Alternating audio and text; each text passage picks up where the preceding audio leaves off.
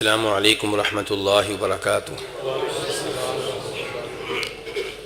ان الحمد للہ نحمده ونستعینه ونستغفره ونعوذ باللہ من شرور انفسنا ومن سیئات اعمالنا من يهده الله فلا مضل له ومن يضلل فلا هادي له وأشهد أن لا إله إلا الله وحده لا شريك له وأشهد أن محمدا عبده ورسوله يا أيها الذين آمنوا اتقوا الله حق تقاته ولا تموتن إلا وأنتم مسلمون يا أيها الناس اتقوا ربكم الذي خلقكم من نفس واحدة وخلق منها زوجها وبث منهما رجالا كثيرا ونساء واتقوا الله الذي تساءلون به والأرحام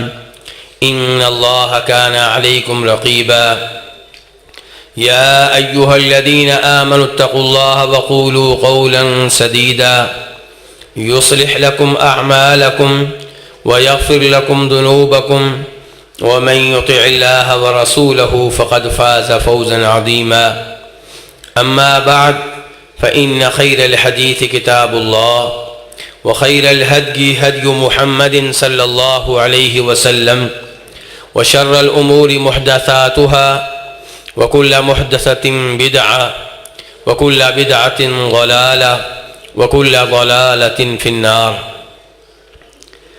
ہر قسم کی حمد و ثنا اللہ رب العزت کے لیے اور کثرت سے درود و سلام ہوں امام الانبیاء جناب محمد رسول اللہ صلی اللہ علیہ وسلم کی ذات اقدس پہ۔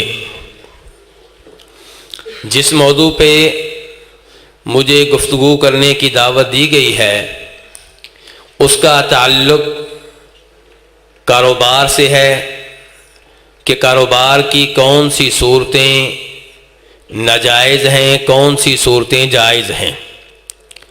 تو ایک مشکل قسم کا موضوع ہے اور اس موضوع میں مجھے خطرہ یہ ہے کہ کہیں آپ کو نیند نہ آنی شروع ہو جائے، کیونکہ موضوع اس قسم کا ہے۔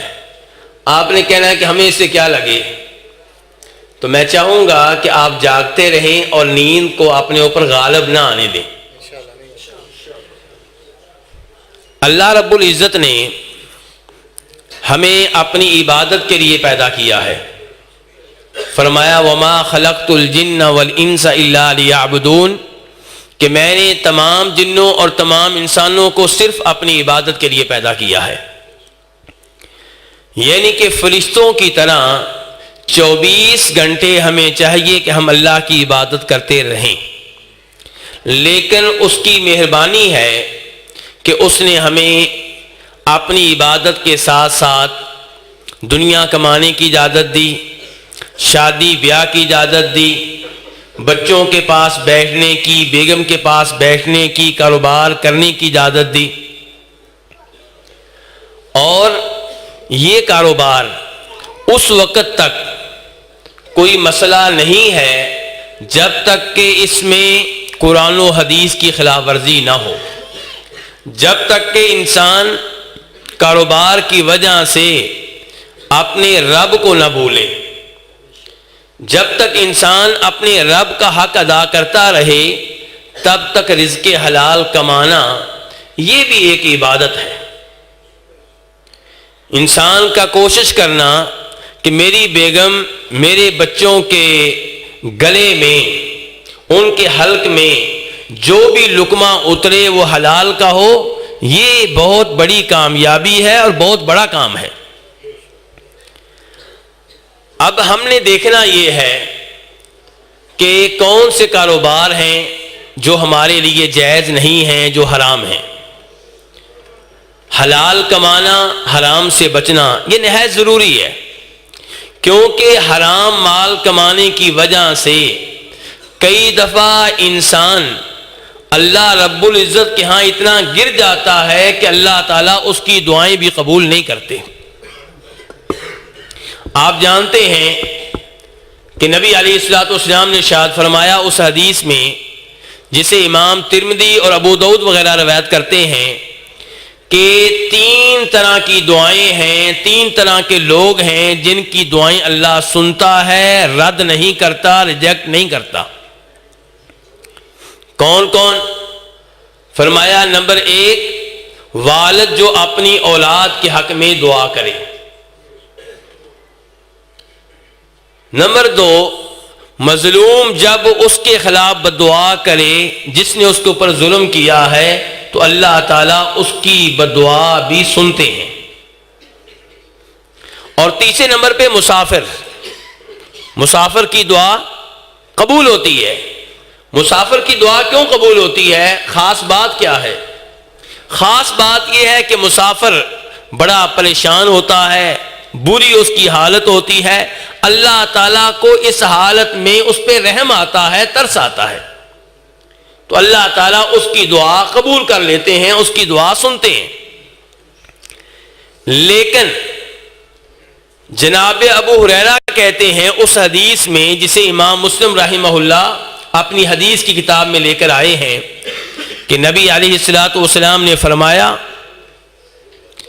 کہ ان اللہ طیب لا يقبل الا طیبا، اللہ تعالیٰ پاک ہیں اور اللہ تعالیٰ پاکیزہ چیزوں کو پسند کرتے ہیں، حرام چیزوں کو، گندی چیزوں کو اللہ پسند نہیں کرتے۔ وَإِنَّ اللَّهَ تَعَالَى أَمَرَ الْمُؤْمِنِينَ بِمَا أَمَرَ بِهِ الْمُرْسَلِينَ، اللہ رب العزت نے عام مومنوں کو ایک ایسی چیز کا حکم دیا ہے جس چیز کا حکم اللہ نے اپنے خاص بندوں کو دیا ہے، رسولوں کو، نبیوں کو دیا ہے، اور وہ چیز کیا ہے؟ اللہ تعالیٰ فرماتے ہیں قرآن حکیم میں یا ایھا الرسل کلوا من الطیبات واعملوا، کہاں ہے حافظ قرآن بچے؟ واعملوا صالحا انی بما تعملون علیم، کہ اے رسولو علیہ الصلوۃ والسلام ان پاکیزہ چیزوں میں سے کھاؤ جو ہم نے تمہیں دی ہیں، تو اللہ کا پاکیزہ رزق کھاؤ، حرام نہ کھاؤ۔ اور یہی حکم اللہ تعالیٰ نے عام مومنوں کو دیا۔ سورہ بقرہ میں ارشاد ہوتا ہے یا ایھا الذین آمنوا کلوا من طیبات ما رزقناکم واشکروا للہ ان کنتم ایاہ تعبدون، کہ اے ایمان والو جو چیزیں ہم نے تمہیں دی ہیں ان میں سے پاکیزہ چیزوں میں سے کھاؤ، حلال چیزوں میں سے کھاؤ، اور اللہ کی نعمتوں پہ اللہ کا شکر ادا کرو۔ اس کے بعد نبی علیہ الصلوۃ والسلام فرماتے ہیں کہ ایک آدمی حالت سفر میں ہے، اور سفر بھی ہلکا پھلکا نہیں، لمبا سفر کی وجہ سے اس کا یہ حال ہے کہ بال اس کے اڑے ہوئے اور گرد و غبار سے اٹا ہوا، اور یہ وہ حالت ہوتی ہے جس حالت میں کیا ہوتا ہے میرے بھائی؟ دعائیں قبول ہوتی ہیں۔ فرمایا یہ آدمی حالت سفر میں ہے، بال اس کے پراگندہ ہیں، گرد و غبار سے اٹا پڑا ہے، اور اللہ کو پکار رہا ہے، ہاتھ اس نے دونوں پھیلائے ہوئے ہیں، کہتا ہے یا ربی یا ربی، ومطعمہ حرام ومشربہ حرام وملبسہ حرام وغذی بالحرام فأنا یستجاب لذلک۔ اس کی حالت کا تقاضا یہ ہے کہ اس کی دعا قبول ہو، لیکن اس کی دعا قبول نہیں ہو رہی۔ مسافر ہے، دعا قبول ہونی چاہیے، نہیں ہو رہی۔ پریشان حال ہے، دعا قبول ہونی چاہیے، نہیں ہو رہی۔ اللہ کو پکار رہا ہے، غیر اللہ کو نہیں پکار رہا، قبر والے کو نہیں پکار رہا، توحید کے اوپر عمل کرتے ہوئے اپنے رب کو پکار رہا ہے، اسی کو مشکل کشا سمجھتا ہے، اسی کو حاجت روا سمجھتا ہے، لیکن اس کی دعا پھر بھی قبول نہیں ہو رہی۔ یا اللہ مسئلہ کیا ہے؟ فرمایا نبی علیہ الصلوۃ والسلام نے کہ اس کی دعا کیسے قبول ہو؟ جو کھانا کھاتا ہے وہ حرام کا، جو شہد پیتا ہے، جو دودھ پیتا ہے، جو پانی پیتا ہے وہ حرام کی کمائی کا، وغذی بالحرام، حرام کمائی اس کے جسم میں سرایت کر چکی ہے، اس کا گوشت حرام کا، اور فرمایا حرام اس قدر اس کے جسم میں داخل ہو چکا ہے کہ اس حرام کی وجہ سے اس کی دعا قبول نہیں ہوتی، بلکہ فرمایا نبی علیہ السلام نے اس کی دعا قبول ہو تو کیسے ہو۔ تو دعاؤں کے قبول ہونے میں کیا چیز رکاوٹ ہے میرے بھائیوں؟ حرام مال۔ حرام مال دعاؤں کے قبول ہونے میں رکاوٹ ہے، اور حرام مال کی وجہ سے اس امت کو ذلت و رسوائی کا سامنا ہے، زوال کا سامنا ہے۔ وہ اسباب جن اسباب کی وجہ سے آج امت محمدیہ ذلیل و رسوا ہے، ان اسباب میں سے ایک سبب یہ ہے کہ سود کھاتے ہیں، اور سود کیسے کھاتے ہیں؟ بہانے کر کے۔ وہ یہ سمجھتے ہیں کہ ہم نے جو بہانہ اختیار کیا ہے، اس بہانے کی وجہ سے شاید سود نہیں رہا، سود پھر بھی سود ہے، اور اس وجہ سے انہیں ذلت و رسوائی کا سامنا ہے۔ امام ابو داؤد رحمہ اللہ روایت کرتے ہیں جناب عبداللہ بن عمر رضی اللہ تعالیٰ عنہما سے، وہ کہتے ہیں کہ نبی علیہ الصلوۃ والسلام نے ارشاد فرمایا اذا تبایعتم بالعین واخذتم اذناب البقر ورضیتم بالزرع وترکتم الجہاد سلط اللہ علیکم ذلا لا ينزعه عنکم حتی ترجعوا الى دینکم، کہ جب تم بیعینہ کرنے لگو گے، کیا کرنے لگو گے؟ بولیے ذرا، بیعینہ، جب بیعینہ کرنے لگو گے اور بیلوں کی دمیں پکڑ لو گے، کھیتی باڑی کو دنیا میں رہنے کا سب سے بڑا مقصد بنا لو گے، جہاد کو ترک کر دو گے، یہ چار چیزیں جب کرو گے تو پھر عذاب کیا ہوگا؟ اللہ تعالیٰ کس آزمائش میں مبتلا کرے گا؟ فرمایا اللہ تمہارے اوپر ایسی ذلت مسلط کر دے گا، یہ ذلت ہمیشہ تمہارے اوپر رہے گی، یہ ذلت ختم نہیں کر سکو گے جب تک کہ اپنے رب کے دین کی طرف واپس نہیں آ جاؤ گے۔ تو ذلت کے یہاں پہ آپ نے چار اسباب بتائے ہیں۔ پہلا سبب کیا ہے؟ بے، بولیے، بے اینا۔ بے اینا کسے کہتے ہیں؟ ذرا توجہ سے، جو چیزیں بتا رہا ہوں اس کا فوری طور پہ امتحان بھی ہو سکتا ہے۔ میری تھوڑی سی عادت ہے کہ جو بتایا ہوتا ہے اسی وقت اس کا جواب کسی نہ کسی سے پوچھ لیتا ہوں، تو اس لیے ذرا جاگتے رہیں، توجہ ساتھ رکھیں۔ بے اینا کس کو کہتے ہیں؟ یہ سود کی اقسام میں سے ایک قسم ہے۔ آپ کو پیسوں کی ضرورت ہے، اب آپ یہ سمجھتے ہیں کہ سود لیا تو بری بات ہے، تو اس کے لیے آپ کیا طریقہ اختیار کرتے ہیں؟ کسی سے کوئی چیز خریدتے ہیں ادھار پہ، اور ادھار کی وجہ سے پیسے بھی آپ زیادہ دے رہے ہیں، اور پھر وہی چیز جس سے خریدی ہے اس کو آپ نقداً بیچ دیتے ہیں، اس کا نام ہے بیع عینہ۔ مثال دوں گا، یہ چیز مزید واضح ہو جائے گی۔ ایک موٹر سائیکل آپ نے خریدا قسطوں میں 1,00,000 روپے کا، ویسے شاید مل جاتا 70,000 روپے میں، 80,000 روپے میں، لیکن آپ نے چونکہ ادھار پہ لیا ہے تو کتنے میں ملا ہے؟ 1,00,000 روپے کا۔ اب آپ کو موٹر سائیکل نہیں چاہیے، آپ کو ضرورت ہے پیسہ کی۔ کس کی ضرورت ہے؟ پیسے کی۔ پھر وہی موٹر سائیکل جس سے آپ نے لیا ہے اسی کو آپ بیچ ڈالتے ہیں نقد میں۔ اب وہ کتنے میں خریدے گا؟ 70 میں، 80 میں۔ اب موٹر سائیکل تو ایک بہانہ تھا پیسے لینے کا، موٹر سائیکل کو باہر کر دیں، رزلٹ کیا نکلا آخر میں؟ رزلٹ آخر میں یہ نکلا کہ آپ نے 1,00,000 روپیہ دینا ہے اور لیے کتنے آپ نے؟ 70,000 روپیہ۔ 70,000 روپیہ لے کر واپس آپ نے 1,00,000 روپیہ دینا ہے۔ یہ 20,000 روپیہ، یہ 30,000 روپیہ کیا ہے؟ سود ہے۔ موٹر سائیکل تو ایک بہانہ ہے، سلائی مشین تو درمیان میں ایک بہانہ ہے، واشنگ مشین تو درمیان میں ایک بہانہ ہے۔ تو اس انداز سے سود لے کر سود دے کر ہم کس کو دھوکہ دے رہے ہیں؟ اللہ کو ہم دھوکہ نہیں دے سکتے. ایسے معاملات اختیار کریں گے تو اللہ سزا کیا دے گا؟ اللہ ذلت کو مسلط کر دے گا. اور آج امت محمدیہ ذلت و رسوائی کا سامنا کر رہی ہے. صورتحال آپ کے سامنے ہے. ہم انڈیا کی منتیں کر رہے ہیں کہ بھائی ہم سے مذاکرات کر لو، وہ کہتا ہے نہیں. ہم کہتے ہیں بھائی مذاکرات کر لو، وہ کہتے ہیں نہیں. پوری دنیا کے سامنے ہم ذلیل ہو رہے ہیں. میں حکومت کا کوئی قصور نہیں بتا رہا، ہم سب کا یہ قصور ہے.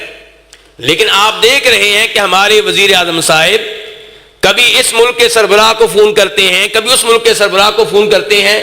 کام کیا ہے؟ کام صرف اتنا ہے کہ یار انڈیا کے وزیر اعظم سے کہو کہ ہم سے مذاکرات کرے، ہم سے صلح کر لے. تو کیا یہ ذلت و رسوائی نہیں ہے؟ یہ ذلت و رسوائی ہے. کیوں ہے؟ دین سے دوری. نبی علیہ السلام کی حدیث پھر سن لیں، کیا فرمایا تھا آپ نے کہ جب تم بیعہ کرنے لگو گے اور بیلوں کی دمیں پکڑ لو گے، کھیتی باڑی کو اپنا آخری مقصد بنا لو گے، آخرت کی کوئی فکر نہیں، دین کی کوئی فکر نہیں، میری اتنی زمینیں ہیں، میرے اتنے بیل ہیں، میری اتنی گائے ہیں. جب صورتحال یہ ہو جائے گی اور جہاد کو ترک کر دو گے، فرمایا پھر اللہ تمہارے اوپر ایسی ذلت مسلط کرے گا کہ اللہ تعالیٰ اس ذلت کو ختم نہیں کرے گا. کب تک؟ جب تک کہ تم اپنے دین کی طرف واپس نہیں آ جاؤ گے. امام ترمذی رحمہ اللہ جناب ابو برزہ اسلمی رضی اللہ تعالیٰ سے روایت کرتے ہیں کہ نبی علیہ الصلوۃ والسلام نے ارشاد فرمایا تھا، لا تزول قدم عبد حتى يسأل عن علمه، کہ انسان کے قدم روزے قیامت اللہ کے سامنے سے ہل نہیں سکیں گے، اللہ کے سامنے سے ہٹ نہیں سکے گا جب تک کہ 4 سوالوں کا جواب نہ دے لے. یہ کون سے 4 سوال ہیں جن کا ہم نے جواب دینا ہے؟ پہلا سوال کیا ہوگا؟ علم کے بارے میں. کس کے بارے میں سوال ہے؟ علم کے بارے میں. علم کے بارے میں سوال ہے کہ علم تمہیں دیا تھا، اس کا کیا کیا؟ علم دیا تھا، اس پہ عمل کیا تھا کہ نہیں کیا تھا؟ علم تمہیں دیا تھا، دوسرے لوگوں تک پہنچایا تھا کہ نہیں پہنچایا تھا؟ تمہیں قرآن کا حافظ بنایا تھا، قرآن کا قاری بنایا تھا، قرآن کا عالم بنایا تھا، اس پہ عمل کرتے رہے یا نہیں؟ کسی اور کو ترجمہ قرآن پڑھایا کہ نہیں پڑھایا؟ کسی کو سورہ فاتحہ پڑھنے کا طریقہ سکھایا کہ نہیں سکھایا؟ کسی کو نماز پڑھنے کا طریقہ سکھایا کہ نہیں سکھایا؟ کسی کو کلمہ پڑھنے کا طریقہ سکھایا کہ نہیں سکھایا؟ یہ علم کے بارے میں سوال ہے. اور دوسرا سوال کس کے بارے میں ہوگا؟ عن عمری، عمر کے بارے میں سوال ہوگا. تجھے 40 سال کی عمر دی تھی، 30 سال کی عمر دی تھی، 50 سال 60 سال کہاں گزارے، کہاں لگائے، کہاں پھرتے رہے، کن مجلسوں میں بیٹھتے رہے؟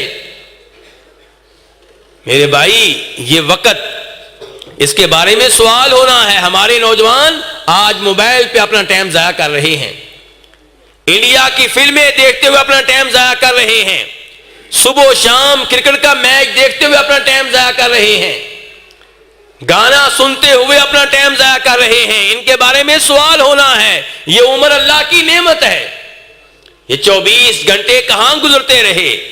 یہ وقت اللہ کی طرف سے امانت ہے، یہ عمر اللہ کی طرف سے امانت ہے.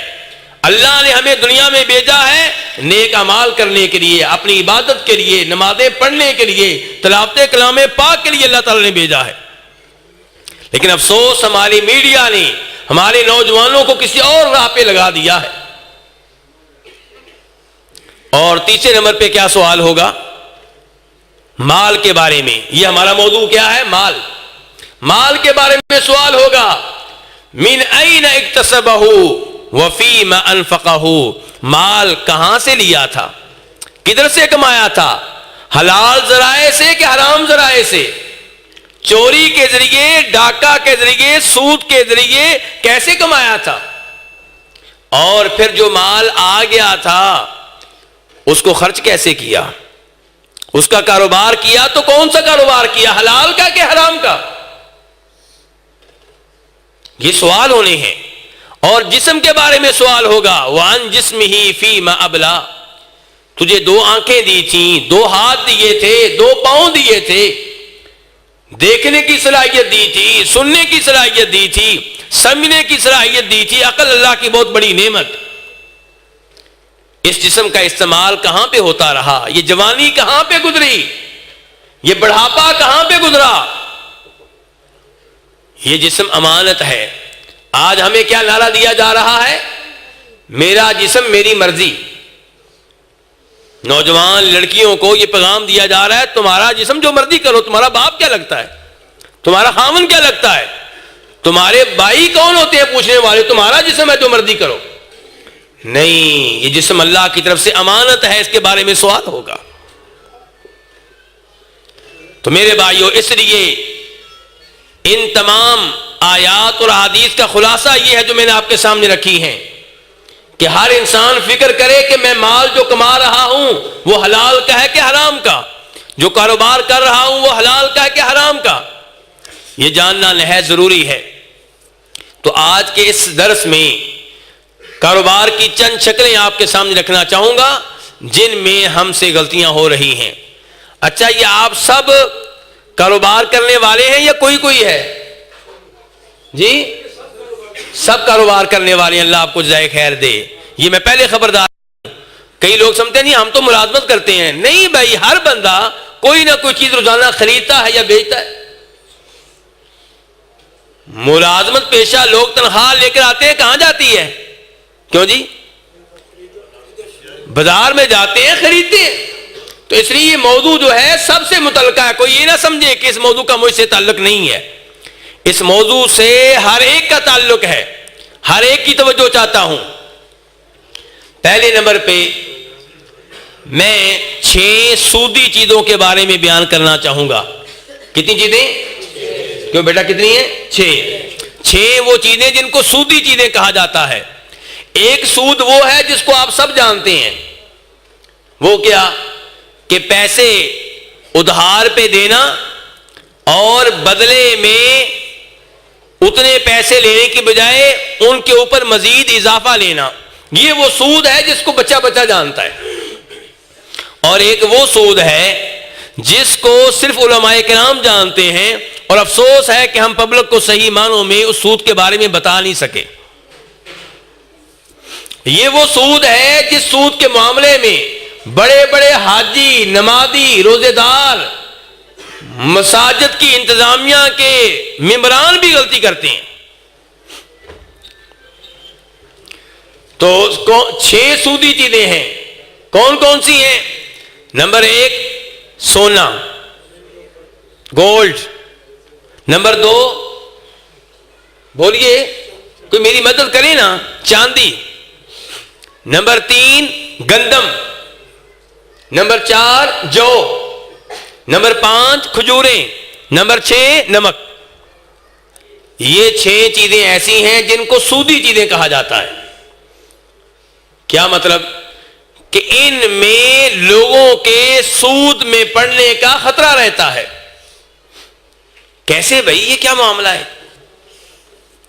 اس بارے میں ایک حدیث آپ کے سامنے رکھنا چاہوں گا جسے روایت کرنے والے ہیں جناب عبادہ بن صامت رضی اللہ تعالی عنہ.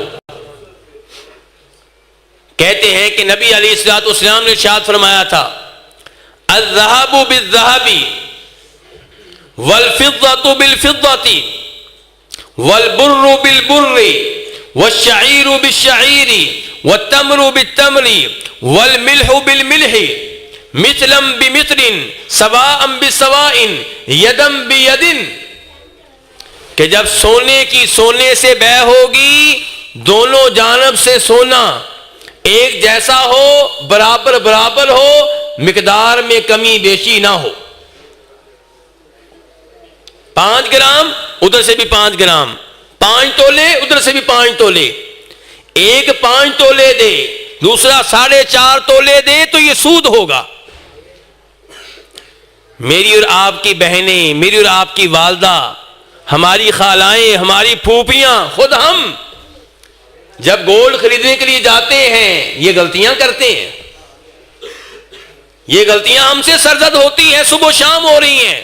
گولڈ کے معاملے میں اکثر لوگ سود میں واقع ہو رہے ہیں. کیا لفظ بولا ہے میں نے؟ اکثر لوگ. کیا لفظ بولا ہے میں نے؟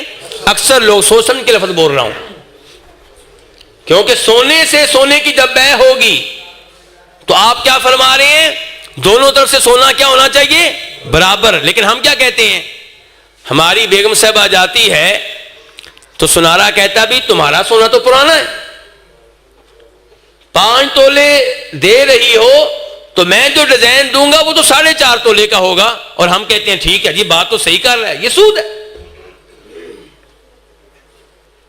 سونے کی سونے سے جب بیع ہوگی دونوں طرف سے مقدار برابر ہونی چاہیے، اور ایک ہاتھ سے دیں ایک ہاتھ سے لیں، ادھار نہیں چلے گا. چاندی کی چاندی سے جب بیع ہوگی دونوں طرف سے مقدار برابر ہونی چاہیے، اور ایک ہاتھ سے دیں ایک ہاتھ سے لیں، ادھار نہیں چلے گا. گندم کی گندم سے جب بیع ہوگی تو دونوں طرف سے مقدار برابر ہونی چاہیے، اور ایک سائڈ سے دیں اور دوسری سائڈ سے لے لیں. جب گندم کی گندم سے بیع، میں یہ نہیں کہہ رہا گندم کی سونے سے، میں یہ نہیں کہہ رہا گندم کی روپے پیسے سے، نہیں، گندم کی گندم سے جب بیع ہوگی. آپ کہتے ہیں بھئی میری گندم تو ہلکی سی ہے، مجھے اپنے بچوں کے لیے اعلیٰ گندم چاہیے. کسی سے آپ بات کرتے ہیں، آپ کہتے ہیں جی میری ہلکی گندم جو ہے اس کے 20 من لے لو اور اپنی اعلیٰ گندم کے 10 من مجھے دے دو. تو یہ کیا ہے؟ یہ سود ہے. یہ کیا ہے میرے بھائیوں؟ آپ کی توجہ کہیں اور ہے، میری توجہ ویسے آپ کی طرف ہے. میں آپ کو دیکھ رہا ہوں، آپ کسی اور کو دیکھ رہے ہیں. تو گندم کی گندم سے جب بیع ہوگی دونوں طرف سے مقدار برابر ہو، ایک ہاتھ سے دیں ایک ہاتھ سے لیں. یہی معاملہ ہے کھجوروں کی کھجوروں سے بیع کا، یہی معاملہ ہے جو کی جو سے بیع کا، یہی معاملہ ہے نمک کی نمک سے بیع کا. آپ علیہ السلام فرماتے ہیں فَإِذَا اخْتَلَفَتْ هَذِهِ الْأَصْنَافُ فَبِيعُوا كَيْفَ شِئْتُمْ إِذَا كَانَ يَدًا بِيَدٍ، کہ اگر اجناس تبدیل ہو جائیں تو پھر تم کمی بیچی کر سکتے ہو، لیکن ادھار کی اجازت نہیں ہے. ادھار کی اجازت نہیں ہے. ایک طرف سے گولڈ ہے دوسری طرف سے چاندی ہے، کمی بیچی کی اجازت ہے. آپ 1 گرام سونے کا دے کر 10 گرام چاندی کا لے رہے ہیں، شریعت کو کوئی اعتراض نہیں ہے کیونکہ جنس تبدیل ہو گئی ہے. لیکن یہاں پہ بھی ایک ہاتھ سے دیں ایک ہاتھ سے لیں. اور جو حکم سونا چاندی کا ہے وہی حکم ہماری کرنسی کا ہے، وہی حکم ریال اور روپے کے تبادلے کا ہے، وہی حکم ڈالر اور روپے کے تبادلے کا ہے. اور اس میں ہم غلطیاں کرتے ہیں. حاجی صاحب جب عمرے حج پہ جاتے ہیں اس سود میں پہلے واقع ہوتے ہیں، بعد میں جاتے ہیں، اور وہاں پہ بھی جا کے یہ غلطی کر رہے ہوتے ہیں. کمرے میں بیٹھ کے دوست احباب کے ساتھ، اتنے مجھے ریال دے دو، اتنے تمہیں دے دوں گا، اتنے یہ کر لو، اتنے تمہیں دے دوں گا. یہاں پہ سود والی غلطیاں ہو رہی ہوتی ہیں. جب آپ ریال اور روپے کا تبادلہ کریں گے تو کیسے ہوگا؟ ایک ہاتھ سے دیں ایک ہاتھ سے لیں.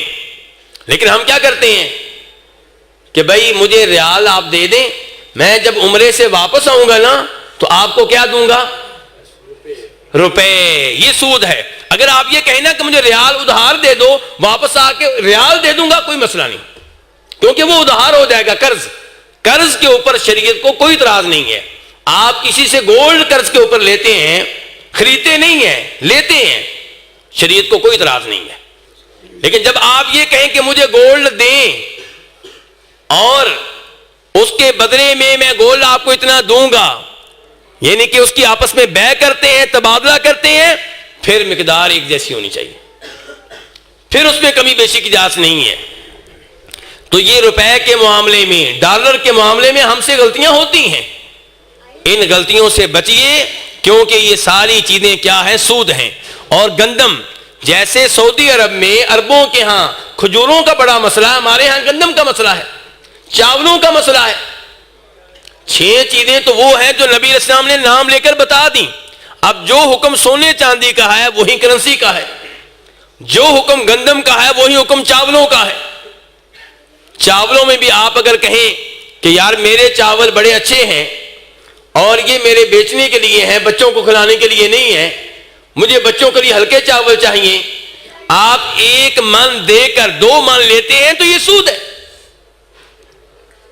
تو ان کا معاملہ میرے بھائیوں بڑا سخت ہے، اور یہ وہ پہلی چیز ہے جو میں نے آپ کے سامنے رکھی ہے جس کے معاملے میں لوگ سود میں واقع ہو رہے ہیں۔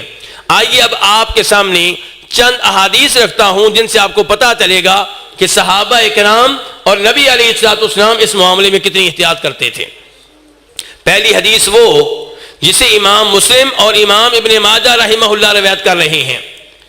کون سے امام روایت کر رہے ہیں؟ اور حدیث کے راوی ہیں عبادہ بن صامت۔ عبادہ بن صامت کو جانتے ہیں نا آپ لوگ؟ کس حدیث سے جانتے ہیں؟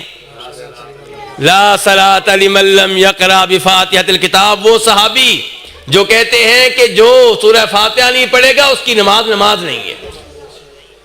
یہی صحابی جن کی آپ سورہ فاتحہ والی حدیث مان لیتے ہیں، سونے چاندی والی بھی حدیث ان کی مانیں۔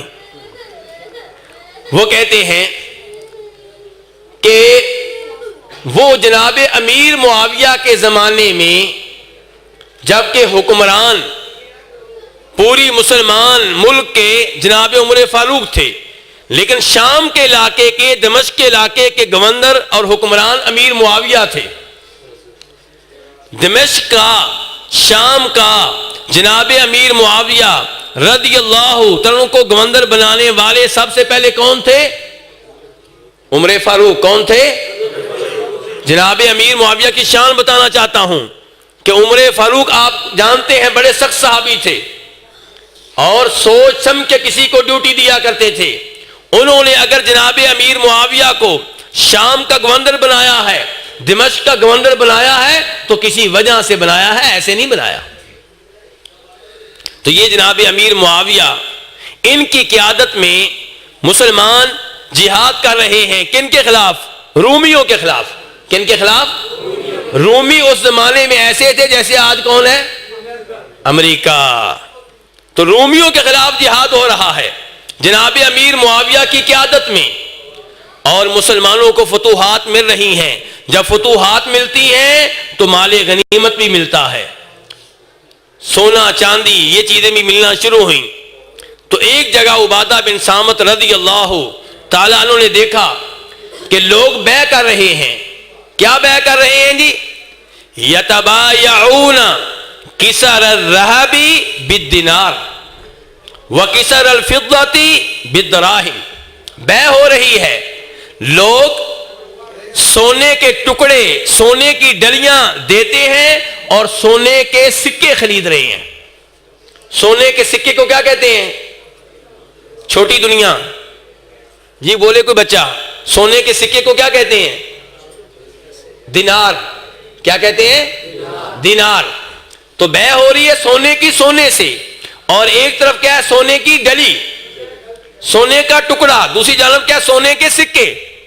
اب اس میں مسئلہ کیا جانتے ہیں؟ کیا مسئلہ؟ کون بتائے گا کیا مسئلہ ہے اس میں؟ سونے کا جو سکہ ہے دینار، سونے کی اشرفیاں، ان کا وزن تو معلوم ہے، لیکن سونے کی ڈلیاں ان کا وزن کیا ہے پتہ نہیں ہے۔ اور نبی صلی اللہ علیہ وسلم نے کیا فرمایا تھا کہ سونے سے جب بیع ہوگی تو کب جائز ہوگی؟ جب دونوں طرف سے وزن ایک جیسا ہو، مقدار ایک جیسی ہو۔ اور عبادہ بن صامت نے یہ بھی دیکھا کہ چاندی کی ڈلیاں ان کی بیع ہو رہی ہے چاندی کے سکوں سے۔ چاندی کے سکے کو کیا کہتے ہیں؟ وہ سونے کا تھا، درہم۔ کیا کہتے ہیں؟ درہم۔ جب جناب عبادہ بن صامت نے یہ منظر دیکھا خاموش نہ رہ سکے، کہا یا ایھا الناس انکم تاکلون الربا، لوگوں دھیان سے سن لو، یہ کام جو تم کر رہے ہو یہ سودی کام ہے، سود کھا رہے ہو۔ کیوں جی؟ کیسے؟ کہا کہ نبی علیہ الصلوۃ والسلام نے ارشاد فرمایا تھا لا تبتاؤ الذهب بالذهب الا مثلا بمثل، کہ آپ نے فرمایا تھا سونے کی سونے سے بیع کرنے کی اجازت نہیں ہے مگر اس وقت جب دونوں طرف سے سونے کی مقدار کیا ہو؟ برابر ہو. اور من غیر نادرہ، ادھار کی بھی اجازت نہیں ہے، ولا زیادہ، کمی بیشی کی بھی اجازت نہیں ہے. یہ کس صحابی نے اعلان کیا جی؟ آپ کو نیند آنا شروع ہو گئی ہے نا؟ میں نے کہا تھا موضوع ایسا ہے نیند آئے گی. یہ تو قاری صاحب نے موضوع دیا ہے. موضوع اچھا ہے، مجھے خوشی ہوئی بہت زیادہ. اللہ ان کو جزائے خیر دے. ورنہ عام طور پہ لوگ چاہتے ہیں کہ قصے کہانیاں سنائے جائیں. کیا سنائے جائیں؟ یہ اللہ تعالیٰ قاری صاحب کو جزائے خیر دے. مجھے بڑی خوشی ہوئی، اتنا اچھا موضوع دیا ہے انہوں نے. اب پتہ نہیں آپ جاگتے رہیں گے کہ نہیں. تو عبادہ بن صامت کیا کہہ رہے ہیں کہ یہ کیا کام ہو رہا ہے؟ سود والا کام. جناب امیر معاویہ گورنر ہیں، انہوں نے کہا عبادہ یہ آپ کیا کہہ رہے ہیں؟ یہ سود ہے، اس میں مجھے سود والی کوئی بات نظر نہیں آتی. یہ کون کہہ رہے ہیں جی؟ امیر معاویہ. وہ بھی صحابی، یہ بھی صحابی. امیر معاویہ فرما رہے ہیں کہ مجھے اس میں سود والی کوئی بات نظر نہیں آتی. سود تب ہوگا جب اس میں ادھار ہو. ادھار تو ہے نہیں، نقدن یہ سودا ہو رہا ہے. تو عبادہ بن صامت رضی اللہ تعالیٰ جلال میں آ گئے، غصے میں آ گئے. جانتے ہیں کیوں غصے میں آ گئے؟ کون بتائے گا غصے میں کیوں آ گئے؟ کہا، سنیے ان کے الفاظ. کہا معاویہ، میں تمہیں نبی علیہ الصلوۃ والسلام کی حدیث بتا رہا ہوں. احدثک عن رسول اللہ صلی اللہ علیہ وسلم وتحدثنی عن رأیک.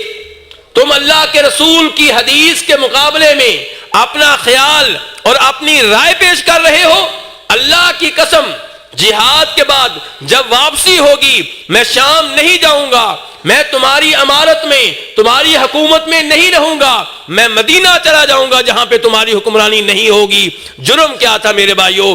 قصور کیا تھا؟ عبادہ ابن صامت ناراض کیوں ہوئے ہیں؟ کیونکہ نبی علیہ الصلوۃ والسلام کی حدیث کے مقابلے میں جناب عبادہ یہ سمجھتے ہیں کہ امیر معاویہ نے اپنی رائے پیش کی ہے. اور یہی ہمارا موقف ہے، یہی ہمارا موقف ہے کہ نبی علیہ الصلوۃ والسلام کی حدیث آ جائے تو آپ کی حدیث کے مقابلے میں کسی کا بھی قول پیش کرنا جائز نہیں ہے.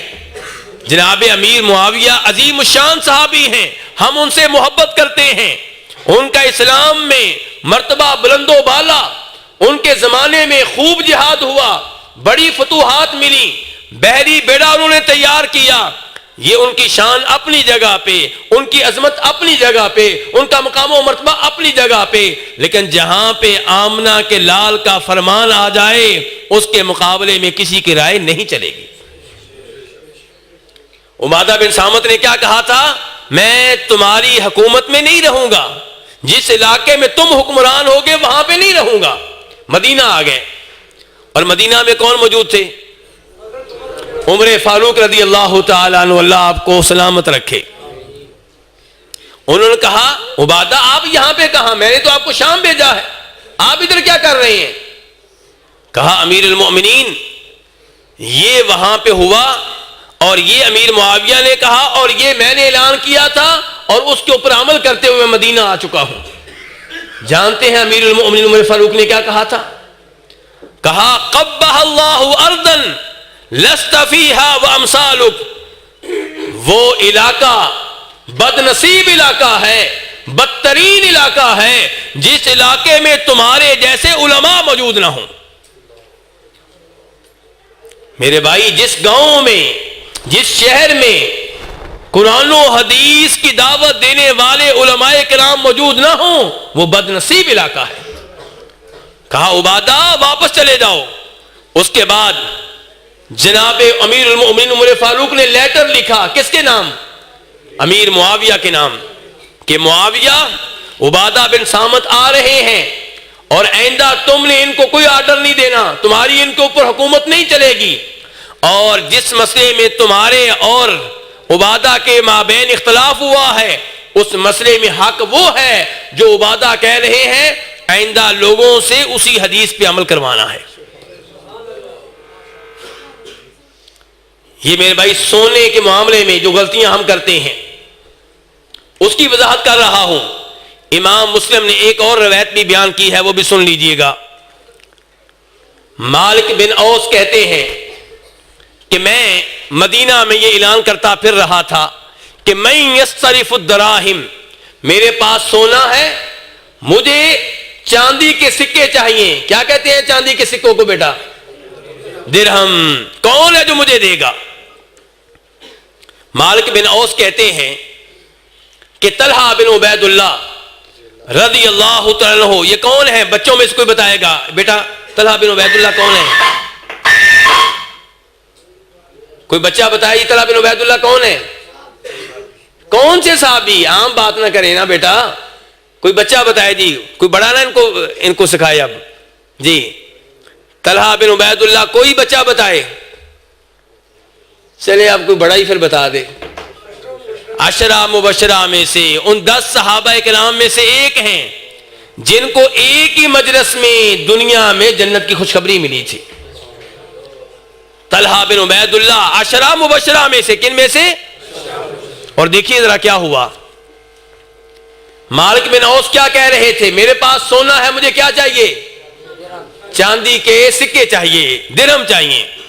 طلحہ نے کہا ادھر آؤ، ارینا ذہبک، اپنا سونا چیک کرواؤ، سونا مجھے چیک کراؤ، سونا میرے پاس رہنے دو، جب ہمارا خادم کہیں گیا وہ واپس آئے گا تب ہمارے پاس آنا، ہم تمہیں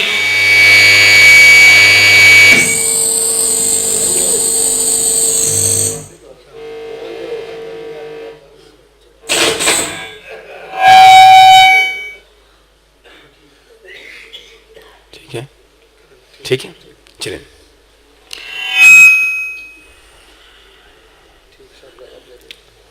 مالک بن اوس کہتے ہیں کہ طلحہ بن عبید اللہ نے کیا کہا؟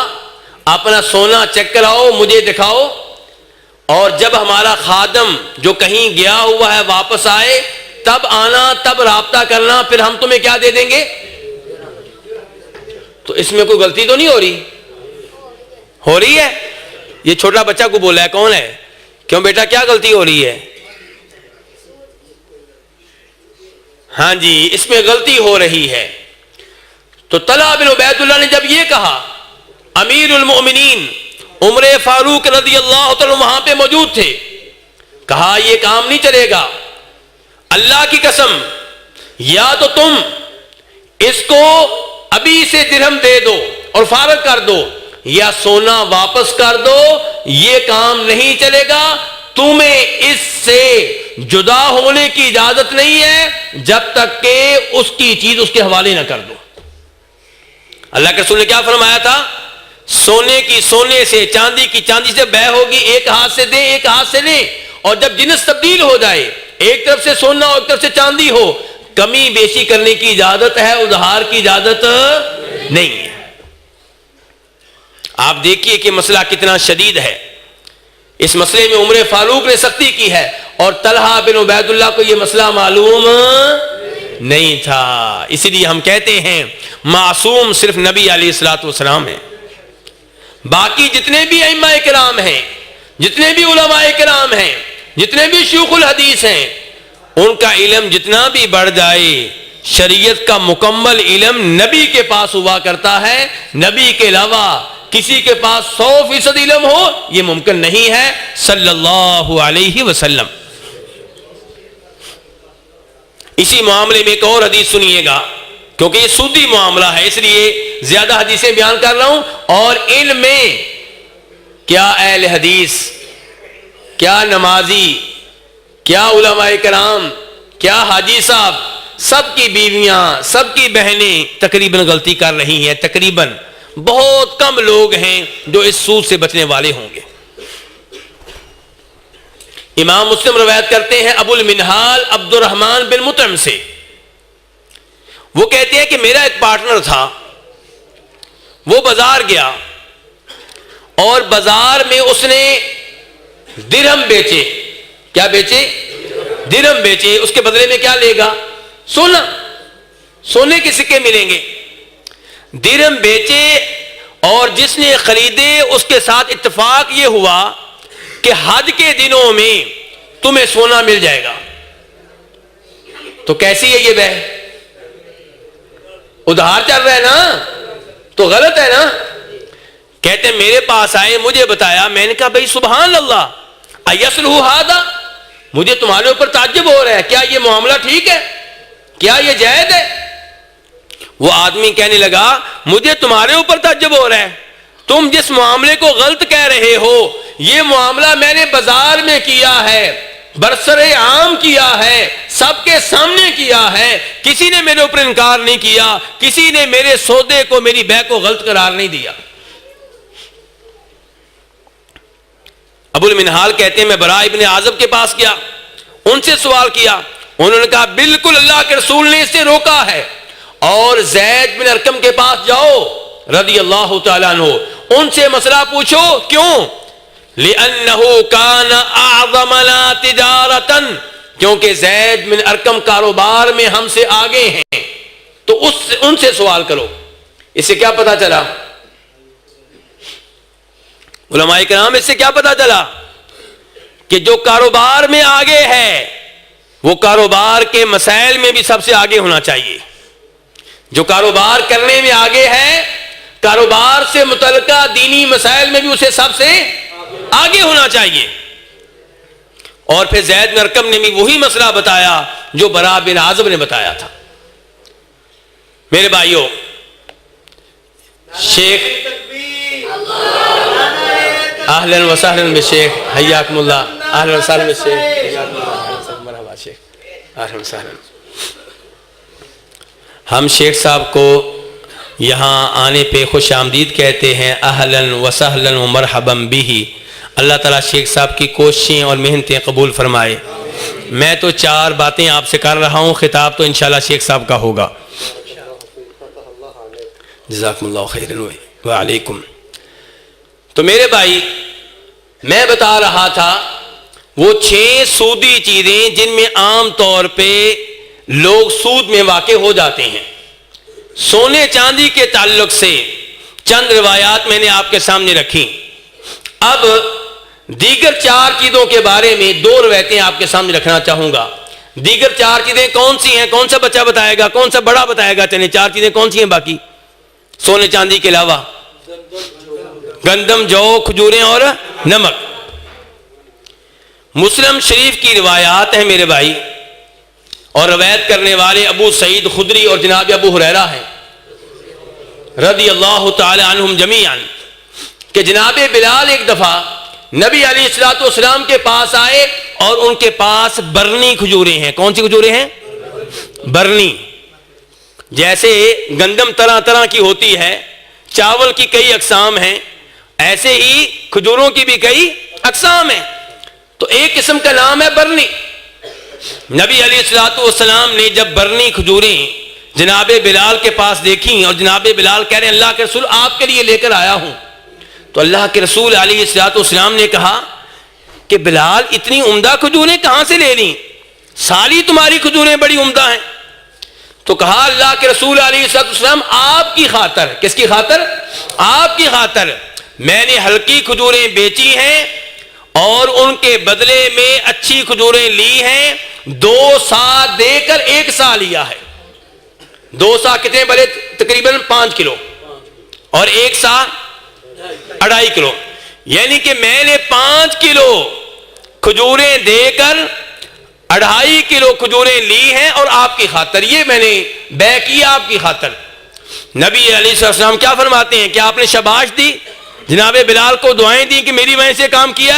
فرمایا اوہ اوہ عین الربا عین الربا، بلال مجھے تمہارے اوپر افسوس ہے، یہ وہ بے ہے جس کے سود ہونے میں کوئی شک و شبہ نہیں ہے.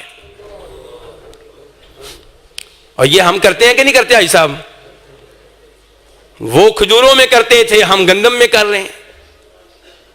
وہ کھجوروں میں کرتے تھے، ہم چاول میں کر رہے ہیں.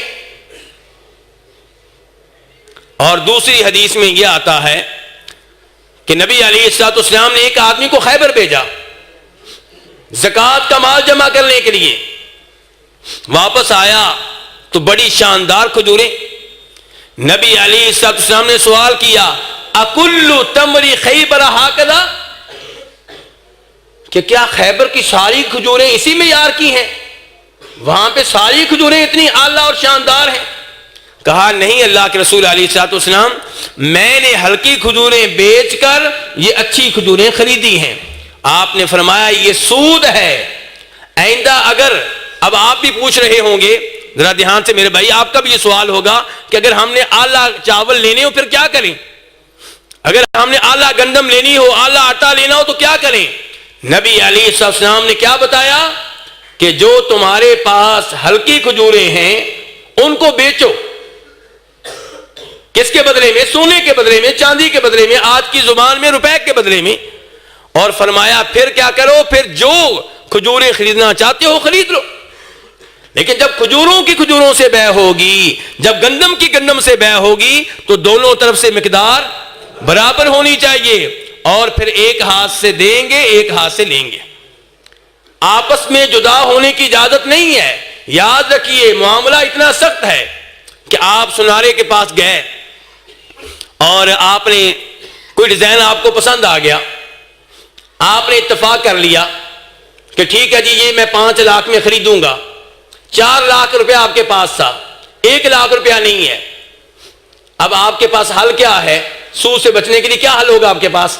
بتائیں گے؟ کوئی اچھا حال کسی بھائی کے ذہن میں ہو تو بتا دیں۔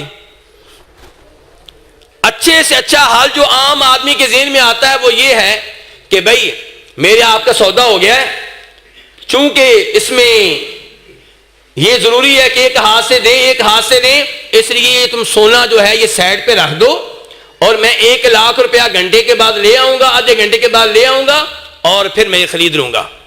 تو کیسا ہے یہ بھی سود ہے، یہ بھی سود ہے۔ کیسے؟ کیونکہ آپ کی بے ہو گئی ہے، اب بے مکمل کیے بغیر آپ کو الگ ہونے کی اجازت نہیں ہے۔ حل کیا ہے پھر؟ حل یہ ہے کہ گھر فون کریں، 1 لاکھ روپیہ یہاں پہنچا دیں، یا اس سے کہیں میری تمہاری بے ختم، کینسل، اب میں دوبارہ پیسے لے کر آؤں گا اور نئے سرے سے ہمارا سودا طے ہوگا۔ پھر دیکھیں گے اگر تمہارے پاس ڈیزائن پڑا ہوا تو میں لے لوں گا، نہیں تو نہ سے۔ آپ کی بیگم جو ہے اس کا ڈیزائن زیورات پرانے ہو چکے ہیں، نہیں لینا چاہتی ہے، کیا طریقہ ہے؟ زیورات جا کر بیچے، بیچنے کے بعد پیسے لے، اور اب جو نیا ڈیزائن خریدنا ہے اپنے روپے سے خریدے، پیسوں سے خریدے۔ لیکن جب سونے کی سونے سے بے ہوگی تو دونوں طرف سے مقدار برابر ہونی چاہیے، اور ایک ہاتھ سے دیں ایک ہاتھ سے لیں۔ میرے بھائیو، بے میں اصل کیا ہے؟ بے میں اصول یہ ہے کہ ہر بے درست ہے۔ ہر بے کیا ہے؟ ہر بے درست ہے، ہر بے جائز ہے، سوائے اس بے کے جس سے شریعت نے روک دیا ہے۔ یہ اصول ہم نے کہاں سے لیا؟ اللہ تعالیٰ فرماتے ہیں قرآن حکیم میں وَأَحَلَّ اللَّهُ الْبَيْعَ وَحَرَّمَ الرِّبَا، کہ اللہ تعالیٰ نے بے کو حلال قرار دیا ہے۔ بے مفرد کا لفظ ہے، الف لام اس کو پر آ چکا ہے، عموم کا فائدہ دیتا ہے، یعنی کہ ہر طرح کی بے اللہ نے حلال قرار دے دی ہے۔ اب جب بھی ہم بے کریں گے، اگر کوئی آدمی اعتراض کرے گا کہ یہ بے درست نہیں ہے، دلیل وہ دے گا، ہم نہیں دیں گے۔ دلیل دینے کا پابند کون ہوگا؟ جو ہماری بے کو کیا کہے گا؟ غلط کہے گا۔ عبادت کے الٹ معاملہ، عبادت میں کیا اصول چلتا ہے؟ کیوں جی عبادت میں کیا اصول ہے؟ ہر عبادت ممنوع ہے۔ ہر عبادت کیا ہے؟ بولیا صاحب کہ تھک گئے اتنی جلدی۔ ہر عبادت ممنوع ہے سوائے اس عبادت کے جس کی دلیل مل جائے، اور دنیاوی معاملات میں اصول الٹ ہے۔ ہر معاملہ دنیاوی جائز ہے سوائے اس معاملے کے جس سے شریعت نے روک دیا ہے۔ تو اس لیے کوئی بھی ہم بے کرتے ہیں، اگر کوئی اعتراض کرتا ہے تو دلیل وہ دے گا۔ مثال کے طور پہ میرا آپ سے سوال ہے، ایک آدمی سوال کرتا ہے، کہتا ہے کہ میں امریکہ سے گاڑی منگوا رہا ہوں ایک کارگو کمپنی کے ذریعے، اور کارگو کمپنی نے وہ گاڑی وہاں سے اٹھا لی ہے، لیکن ابھی میں نے پیسے نہیں دیے۔ کیا وہ گاڑی جو کہ ابھی راستے میں ہے، ابھی مجھ تک پہنچی نہیں ہے، میں نے اس کو دیکھا بھی نہیں ہے، اور پیسے بھی میں نے ابھی 1 روپیہ بھی نہیں دیا، کیا آگے بیچ سکتا ہوں؟ کیوں جی؟ اور ابھی اصول میں نے کیا بتایا تھا؟ ابھی اصول کیا بتایا ہے کہ ہر بے کیا ہے؟ جائز ہے، سوائے اس کے جس کے ممنوع ہونے کی دلیل مل جائے. اب آپ کہہ لیں یہ ممنوع ہے، کیوں ممنوع ہے؟ کیا غلطی ہے اس میں؟ جی سمجھا نہیں؟ کیوں ممنوع ہے؟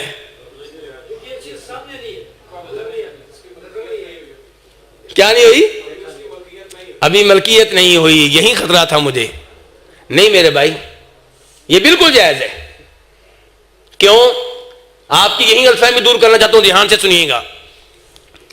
گاڑی وہاں سے میرے وکیل نے اٹھا لی ہے، کارگو کمپنی میرا وکیل ہے، تو اب میرے قبضے میں ہے وہ.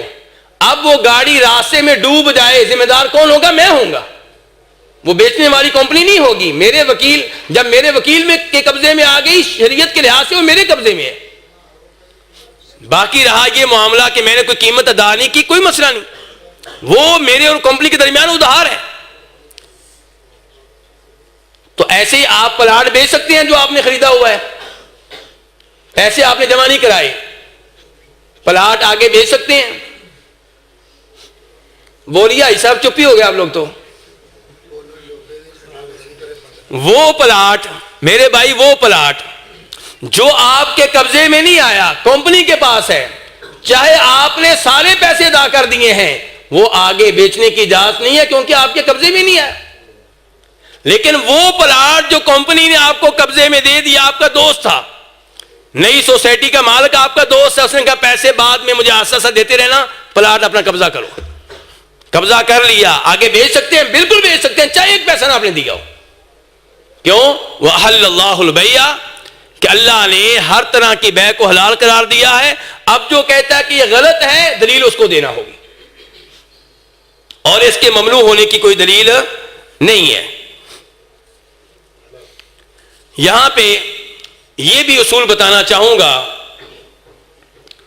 کہ جب ہم کسی سے کوئی معاہدہ کرتے ہیں، کاروباری معاہدہ، تو اس میں اعتبار صرف الفاظ کا نہیں ہوگا، بلکہ اعتبار ان الفاظ کے معنی و مفہوم کا ہوگا جبکہ معنی و مفہوم واضح ہو.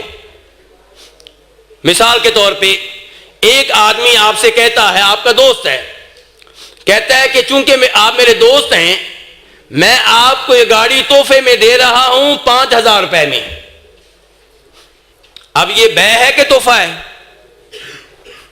جی بولیے.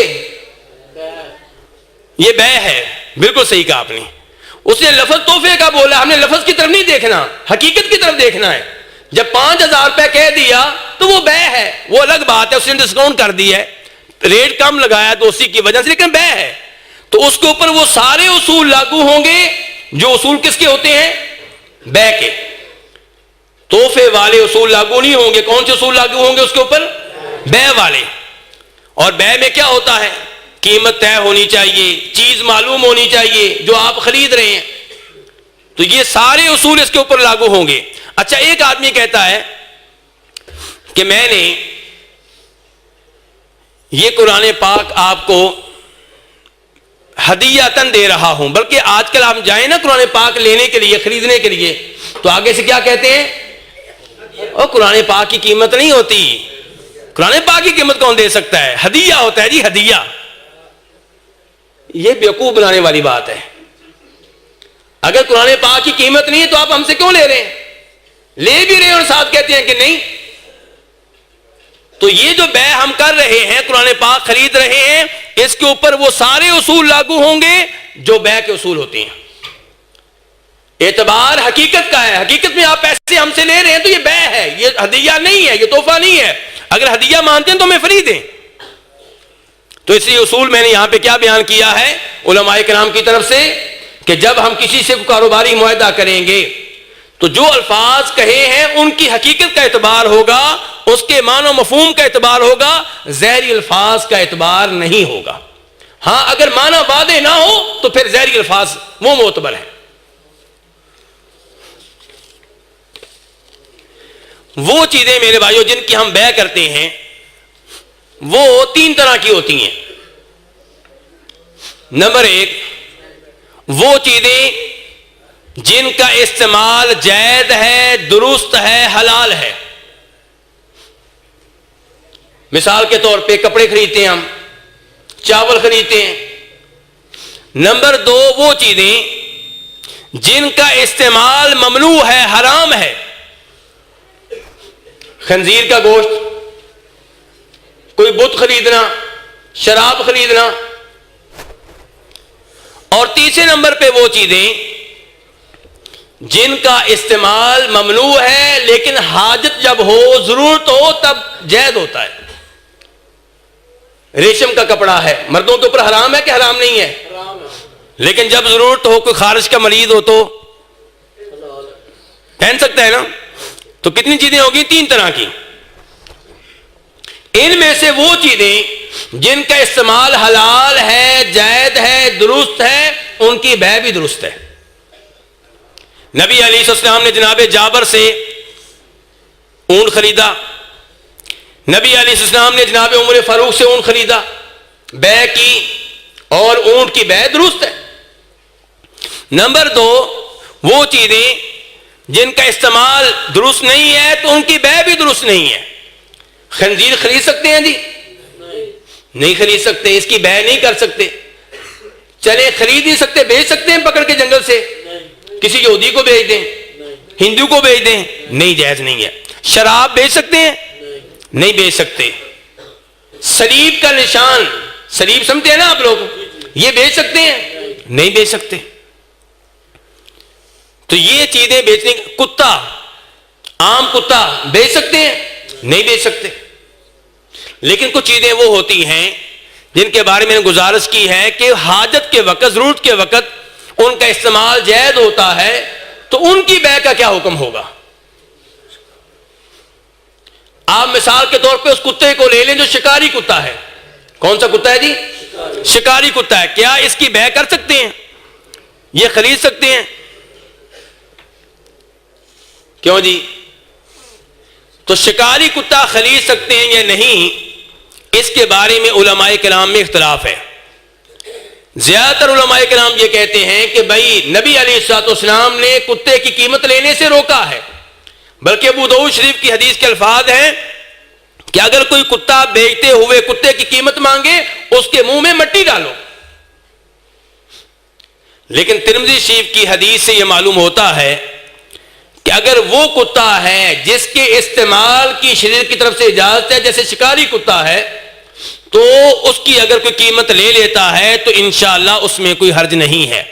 ترمذی شریف کی حدیث سے یہ مسئلہ معلوم ہوتا ہے. یہاں پہ کچھ چیزیں وہ ہیں میرے بھائی جن کا استعمال 2 طرح کا ہے.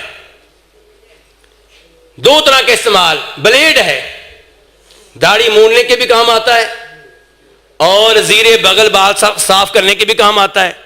موبائل ہے، گندی فلمیں دیکھنے کے لیے بھی کام آتا ہے، تلاوت سننے کے بھی کام آتا ہے. کمپیوٹر ہے. عورتوں کی خوشبو ہے. یہ عورت اگر خاوند کی موجودگی میں لگائے، وہاں پہ دیور جیٹھ موجود نہ ہو، غیر مرد موجود نہ ہو، کوئی مسئلہ نہیں.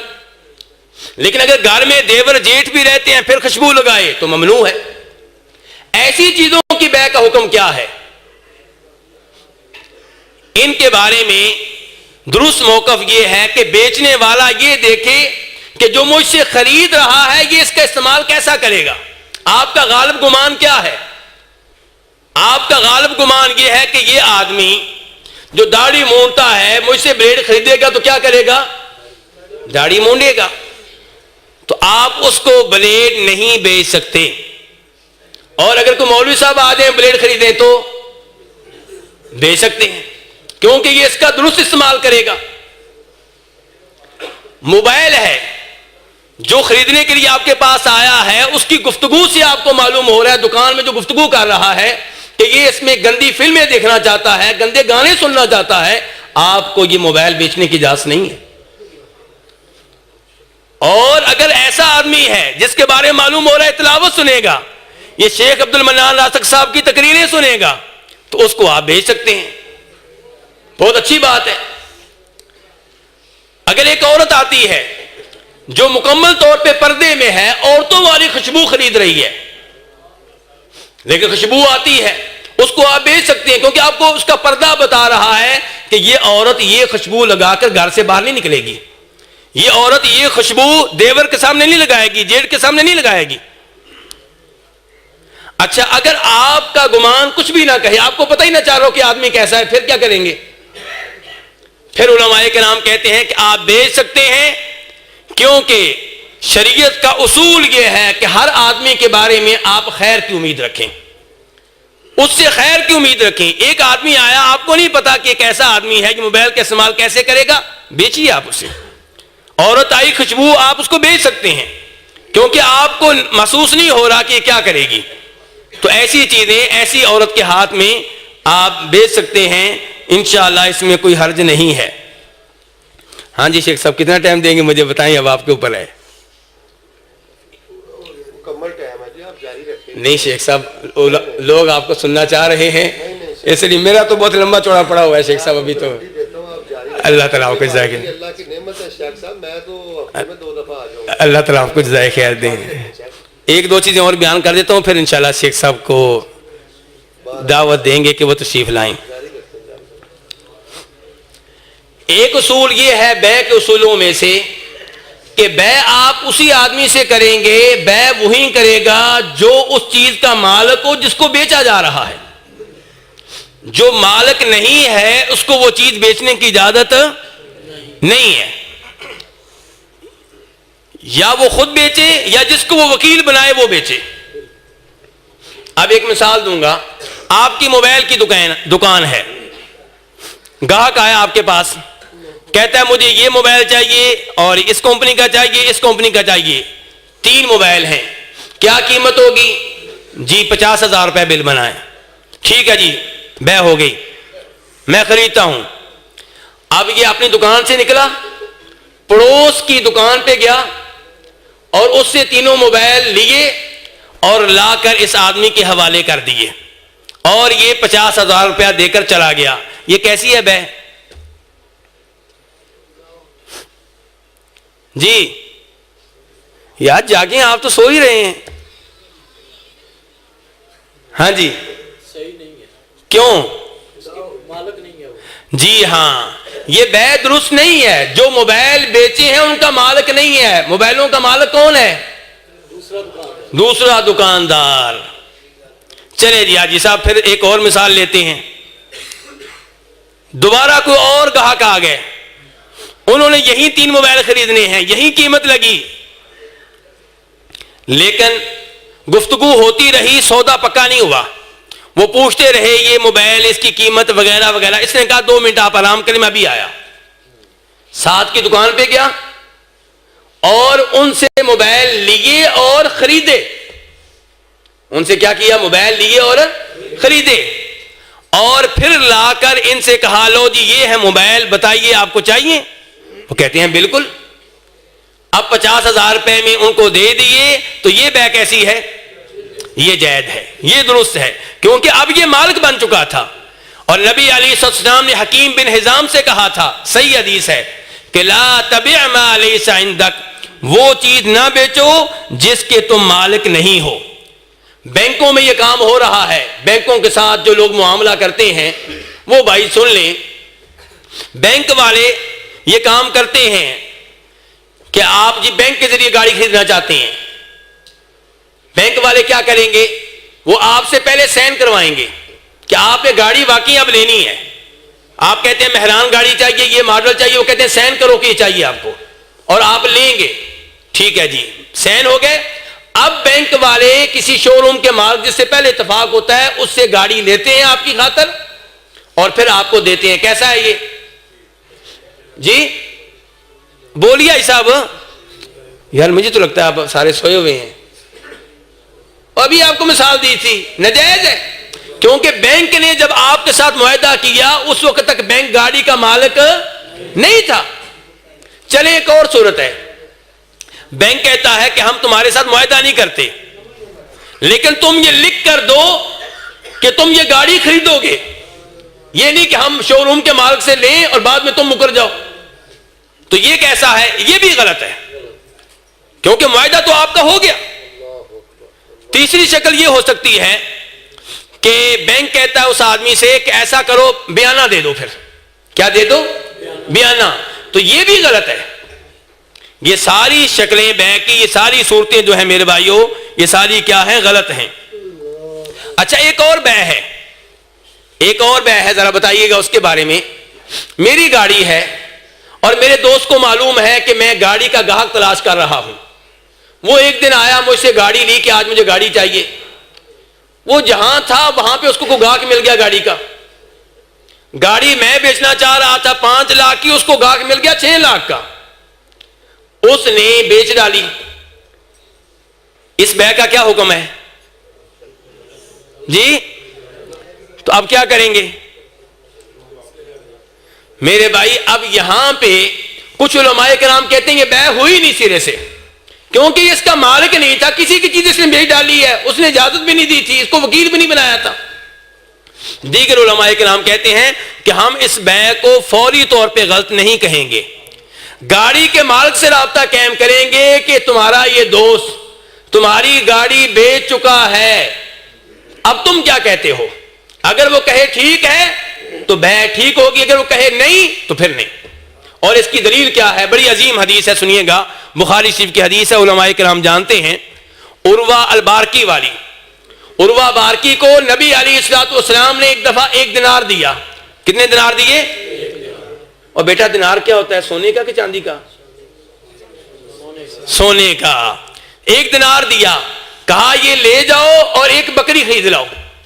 عروہ بارکی نے کیا کیا رضی اللہ تعالیٰ عنہ؟ انہوں نے 1 دینار کی 2 بکریاں خریدیں.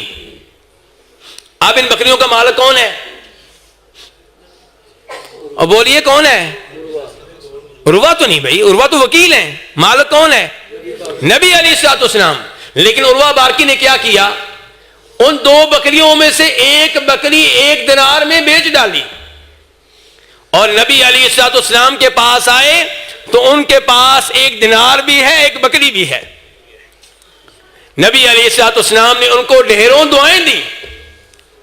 اور عروہ بارکی ان دعاؤں کی وجہ سے اتنے خوش نصیب ٹھہرے کہ اگر وہ مٹی میں بھی ہاتھ ڈالتے تھے تو وہاں بھی ان کو منافع ملتا تھا.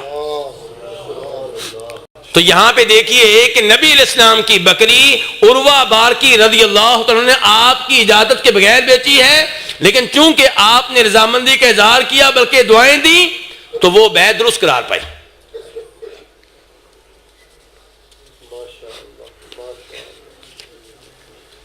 ہاں جی شیخ صاحب آپ تو اجازت دے رہے ہیں، لیکن لوگ اور انتظامیہ وہ لوگ چاہتے ہیں کہ اب شیخ صاحب کا خطاب سنا جائے، کیونکہ ٹائم کافی ہو چکا ہے اور خود میں بھی آپ کا خطاب سننا چاہتا ہوں. تو اس لیے اب شیخ صاحب کو اجازت دیتے ہیں، وہ تشریف لاتے ہیں. میرا موضوع تو کافی لمبا چوڑا پڑا ہوا ہے، بلکہ بڑے اہم مسائل ابھی موجود ہیں. اللہ نے پھر کبھی موقع دیا تو انشاءاللہ اس موضوع کو اس سے بھی بہتر انداز میں انشاءاللہ مکمل کریں گے. اللہ رب العزت ہمیں حرام سے بچنے کی توفیق عنایت فرمائے، اور اللہ رب العزت ہمیں جب بھی کچھ کھانے کی توفیق دے تو وہ حلال کا ہو، اور ہماری اولاد کو بھی اللہ تعالی حرام سے محفوظ رکھے، ہمارے اہل و عیال کو اللہ تعالی حرام سے محفوظ رکھے. یا اللہ جتنے مسلمان مریض ہیں سب کو شفا عنایت فرما. یا اللہ جتنے مسلمان مریض ہیں سب کو شفا عنایت فرما. ہمارے ایک دوست ابھی بتا رہے تھے کہ ان کے والد صاحب پہ فالج کا حملہ ہوا ہے. یا اللہ ہمارے والدین، اس دوست کے والدین اور جو لوگ موجود ہیں سب کے والدین پہ اپنی رحمتیں نازل فرما. یا اللہ جو فوت ہو چکے ان کی قبروں پہ اپنی رحمتیں نازل فرما، ان کی قبریں کشادہ فرما. یا اللہ ہم سب کو خلوص نیت کے ساتھ اپنے دین کی خدمت کرنے کی توفیق عنایت فرما. یا اللہ محترم قاری نصیر صاحب نے یہ مرکز آباد کیا ہے، یا اللہ اس کو توحید و سنت کا عظیم مرکز بنا. یا اللہ یہاں پہ توحید کی قرآن کی بہاریں قائم کر دے. یا اللہ یہاں پہ علماء کرام آتے رہیں اور لوگ یہاں پہ توحید و سنت کی دعوت سنتے رہیں، اور یہاں پہ بچے حافظ قرآن بنتے رہیں، یہاں پہ بچے دین کے عالم بنتے رہیں. یا اللہ ہمارے دوست شیخ عبداللہ وحید صاحب نے بھی ایک مرکز آباد کیا ہے، یا اللہ اسے بھی توحید و سنت کا عظیم مرکز بنا. یا اللہ ہمارے مشائخ شیخ عبد المنان صاحب، دیگر مشائخ جو توحید و سنت کی دعوت کے لیے بڑے لمبے لمبے سفر کر رہے ہیں، یا اللہ ان کی محنتیں قبول فرما. یا اللہ انہیں مزید ہمت دے.